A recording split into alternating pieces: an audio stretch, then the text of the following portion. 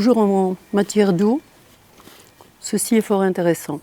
Là, nous avons le stade, dans la longueur, avec la tribune ouest et la tribune est. 37 065 mètres carrés de superficie, donc autant d'eau à évacuer en cas d'orage violent. Et donc l'USG a comme projet de mettre une canalisation pour récolter cette eau.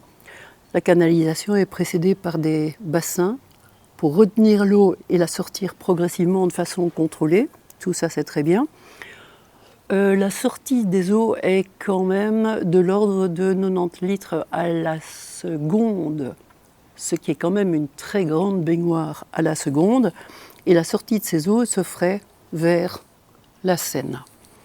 Le problème, c'est que la Seine, elle est capricieuse et violente, c'est pas moi qui l'ai inventée, et elle est capable de monter de 2 mètres en quelques heures, surtout si la pluie vient alors de Tubize et ce qui se trouve en amont de la Seine.